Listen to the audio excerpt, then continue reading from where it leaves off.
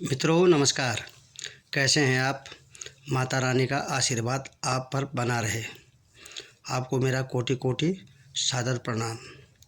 दोस्तों, मैं आज गृह प्रवेश के बारे में बता रहा हूँ, तो आप सुनिए। गृह प्रवेश के समय ज़रूर रखें इन बातों का ध्यान, और इस वीडियो के माध्यम से मैं आपको बता रहा हूँ कि गृह प्रवेश करते समय किन बातों का ध्यान रखना चाहिए, जिससे परिवार में सुख समृद्धि बनी रहे। और नए घर में गृह प्रवेश के बाद सुख शांति बनाए रखने के लिए हमें कौन से उपाय करने चाहिए।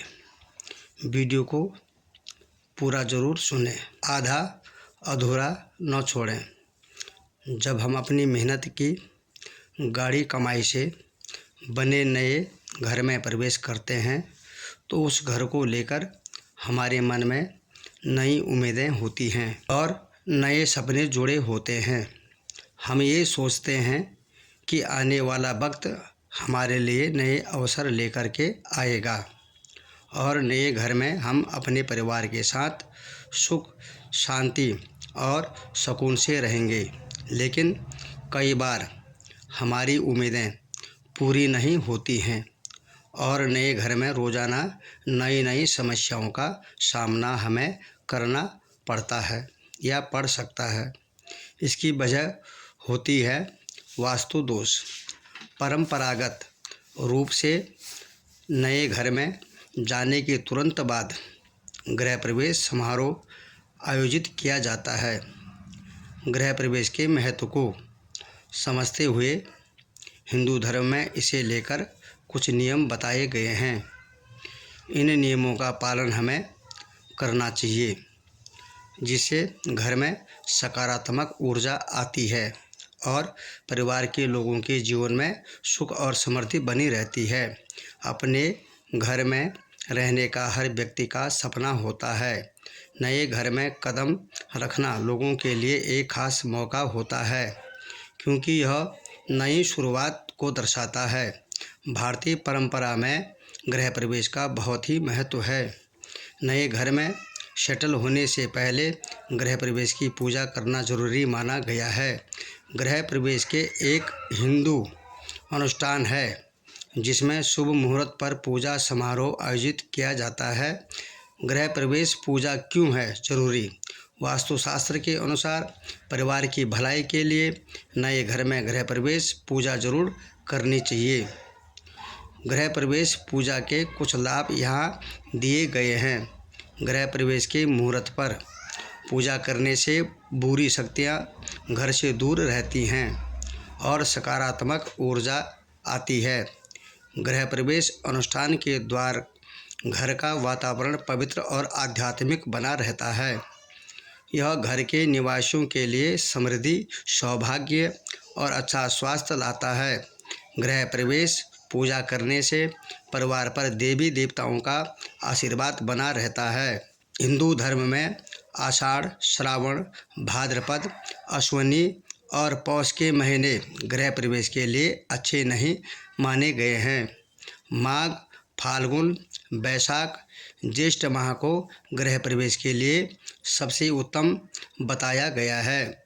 जब नए घर में प्रवेश कर रहे हो तो इन 20 बातों का ध्यान हमेशा याद रखना चाहिए।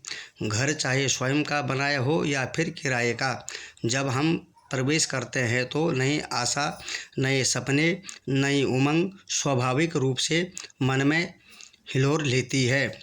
नया घर हमारे लिए मंगलमय हो, प्रगति कारक हो, यश, सुख, समृद्धि और सौभाग्य की सौगात हमें प्राप्त हो, यही कामना सबकी होती है। आइए जानते हैं 20 ज़रूरी बातें जो आपको नए घर में प्रवेश के समय याद रखनी चाहिए। नंबर 1, सबसे पहले गृह प्रवेश के लिए दिन, तिथि, वार एवं नक्षत्र को ध्यान में रखते हुए गृह प्रवेश की तिथि और समय का निर्धारण किया जाता है। गृह प्रवेश के लिए शुभ मुहूर्त का ध्यान जरूर रखें।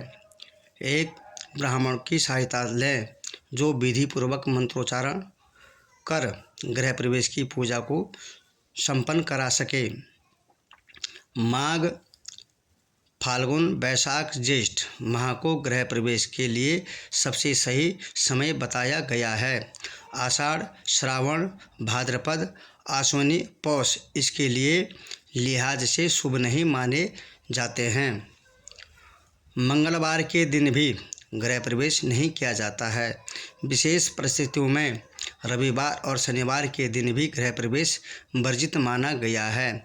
सप्ताह के बाकी दिनों में से किसी भी दिन गृह प्रवेश किया जा सकता है। अमावस्या एवं पूर्णिमा को छोड़कर शुक्ल पक्ष तिथि 2, 3, 4, 7, 10, 12, 11 और 13 तिथियां प्रवेश के लिए बहुत ही शुभ मानी जाती हैं। पूजन सामग्री कलश, नारियल, दीपक, फूल, शुद्ध जल, कुमकुम, चावल, अबीर, गुलाल, धूपबत्ती, 5 शुभ मांगलिक वस्तुएं, पंचपल्लव, पीली हल्दी, गुड़, चावल, दूध आदि। मंगल कलश के साथ नए घर में प्रवेश करना चाहिए। घर को वंदनवार रंगोली फूलों से सजाना चाहिए। मंगल कलश में शुद्ध जल भरकर उसमें आम पत्तों के बीच नारियल रखें। कलश व नारियल पर कुमकुम से स्वास्तिक का चिन्ह बनाएं।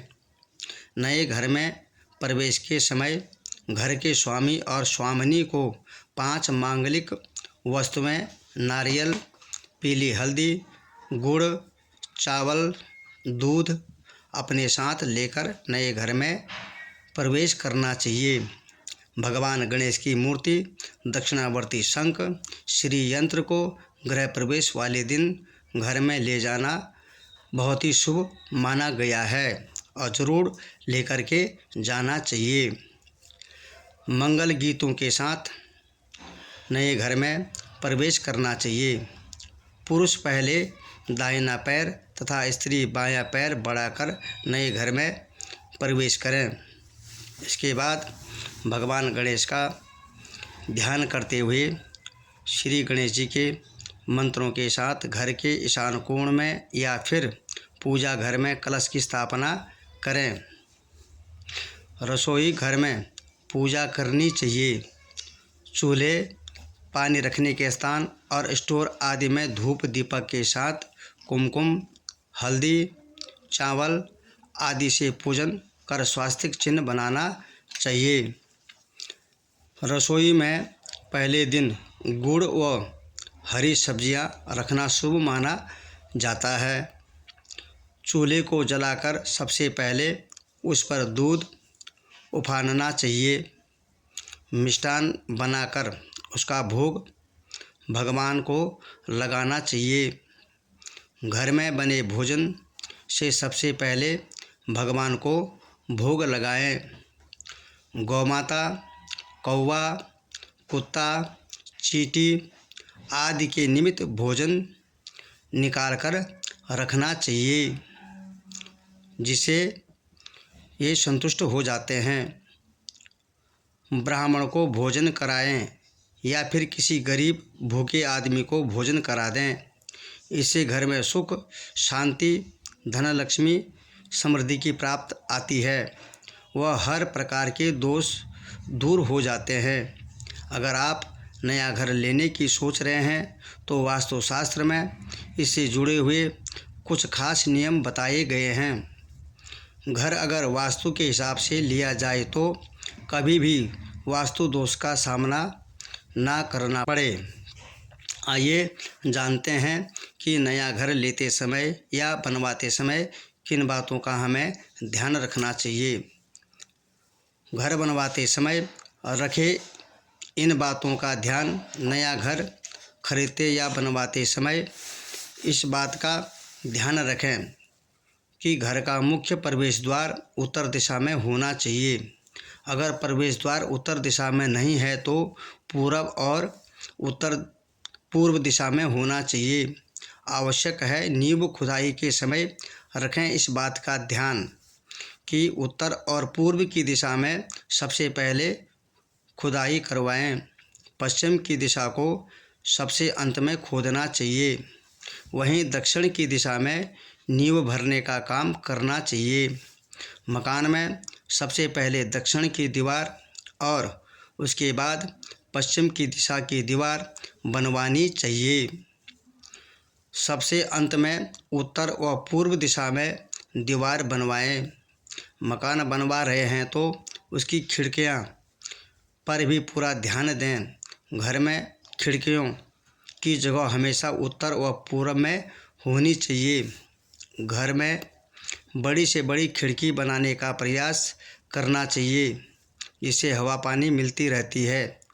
वहीं दक्षिण और पश्चिम की दिशा में खिड़की का साइज बहुत कम रखने की कोशिश करें। घर बनवाते समय पानी के नल की दिशा का भी विशेष ध्यान रखना चाहिए। पानी का नल लगाने के लिए उत्तर या पूर्व की दिशा सबसे अच्छी मानी गई है। भूलकर भी किसी नल को दक्षिण या पश्चिम दिशा में नहीं लगाना चाहिए। नया घर बनवाते समय हर चीज़ को उसके सही स्थान पर दिशा के अनुसार ही डिजाइन करवाएं। किचन के लिए दक्षिण एवं पूर्व की दिशा सबसे शुभ मानी जाती है, जबकि पूजा घर उत्तर पूर्व या ईशान कोण में होना चाहिए। बच्चों का पढ़ने का स्थान उत्तर पश्चिम दिशा में होना चाहिए, जबकि शौचालय का निर्माण पश्चिम दिशा के मध्य में करवाना उचित माना जाता है। घर बनवाने के बाद या लेने के समय उसके रंगों का खास करके ख्याल हमें करना चाहिए।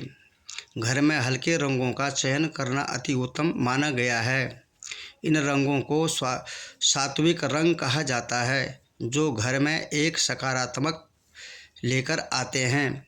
घर की छतों को सफ़ेद रंग से रंगना सबसे अच्छा माना जाता है। नए घर में गृह प्रवेश के बाद सुख शांति बनाए रखने के लिए करें ये उपाय। आइए जानते हैं वास्तु दोष दूर करने के उपाय। मनुष्य घर बनवाता है सुख शांति और सुकून से रहने के लिए, लेकिन जब नए घर में जाते ही कार्यों में अड़चनें आनी शुरू हो जाती हैं और धीरे धीरे सुकून गायब होने लगता है। इसके कारण व्यक्ति सोचता है कि इससे तो अच्छा किराए का पुराना मकान अच्छा था। अगर नए मकान में प्रवेश करते ही रोजगार में गिरावट, परिवार के लोग अस्वस्थ, नाना प्रकार की परेशानियां, अचानक सबका चिड़चिड़ापन, स्वभाव, बरकत में कमी, अपने ही पराये हो जाएं, तो समझ लीजिए कि अवश्य ही आपके नए घर में कुछ न कुछ वास्तु दोष जरूर है। वास्तुशास्त्र के अनुसार वास्तु दोष निवारण के लिए नए भवन में प्रवेश से पूर्व निम्न उपायों पर अवश्य ध्यान देना चाहिए। अगर नए मकान में आते ही परिवार में कोई बीमार रहने लगे तो खाने के बाद गुड़ का प्रयोग करना चाहिए। ये घर में आते ही सब गड़बड़ हो रहा हो तो पूरे भवन में पीले रंग के पर्दे का प्रयोग करें तथा सारे मकान में हल्दी के घोल के छींटे मारें, जिससे नवग्रहों में सर्वाधिक शुभ ग्रह बृहस्पति के आशीर्वाद से घर परिवार फलने फूलने लगने लगेगा। अगर मकान में हवा का आगमन सुचारू रूप से नहीं हो रहा है, कमरों के अंदर घुटन सी लगती है, तो यह भी एक वास्तु दोष है। इसके निवारण हेतु सफ़ेद वस्तुओं का दान करें, जैसे सफ़ेद चावल, कपूर आदि। सुबह के समय सूर्य की रोशनी किरणें मकान में आना अति आवश्यक है। अगर मकान में अंधेरा सा रहता है तो यह भी दोष की श्रेणी में आकर दुर्भाग्य, रोग, शोक का सृजन करता है। निवारण हेतु रात को लाल मसूर की दाल को मकान में चारों तरफ फैला दें तथा सुबह उठकर उसे बाहर फेंक दें। अगर बार बार मकान में शीलन आदि का रोकथाम कराने के बाद भी शीलन न जाए और रहने वाले लोगों को सांस की बीमारी, अस्थमा आदि की समस्या लंबे समय तक हो तो ऐसे में प्रत्येक सोमवार को खीर का भोग भगवान को लगाएं तथा उसे स्वयं खाने के साथ साथ अपने रिश्तेदारों तथा प्रियजनों को भी खिलाएं। अगर आपके बच्चे आपका कहना नहीं मानते हैं या पढ़ते नहीं हैं या मनमानी करते हैं तो तांबे पर बने सूर्य यंत्र को अपने मुख्य द्वार पर लगाएं तथा अपने पूजा स्थल पर भी सूर्य यंत्र स्थापित करें तथा उसकी पूजा करें। अगर नए घर में आने के बाद नींद न आने की शिकायत हो गई है तो 5 हल्दी की गांठ को पीले कपड़े में बांधकर अपने सोने वाले तकिए में रखें। साथ ही मकान के कच्चे भाग में हरा धनिया उगाएं, इससे आपको राहत मिलेगी। अगर घर में लगे पेड़ पौधे या तो सूख जा रहे हैं अथवा फूल नहीं दे रहे हैं, तुलसी जी बार बार सूखी जा रही है, तो ऐसे में गमले के नीचे सफ़ेद चावल कपूर रख दें तथा मिट्टी पर भी कुछ चावल बिखेर दें। इससे समस्या का समाधान होने लगेगा। अगर नए मकान में आते ही रोज़गार में अचानक गिरावट आ जाती है, बरकत में कमी होने लगे, तो कच्चे धानी के सरसों का तेल का दान करें तथा शनिवार शाम को पीपल पेड़ में तेल का दिया जलाएं। नए घर में प्रवेश करते ही रिश्तेदारों से बिना बात के कलह होने लगे तो तांबे का पैसा दान करें अथवा तांबे का सिक्का जटा वाले नारियल के साथ जल में बहा दें। इसके साथ ही धार्मिक ग्रंथ दान करें। अगर आपको लगता है कि नए घर में आपकी सुख शांति बाधित हो रही है तो इन उपायों को करें। स्वास्तिक यंत्र घर के मुख्य द्वार के ऊपर लगाएं। गणेश जी की प्रतिमा मुख्य द्वार के बाहर तथा अंदर लगाएं। ईशान कोण में तांबे के पात्र में पानी रखें तथा उसके ऊपर कटोरी रख करके उसमें 5 मोती रखें। वास्तु दोष नाशक यंत्र घर में लगाएं।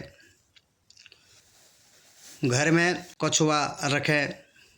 रोज़ घर में नमक का पोछा लगवाएं।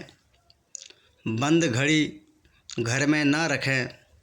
विभिन्न माध्यमों से संग्रहित कर ये जानकारियाँ आप तक पहुँचाई गई हैं।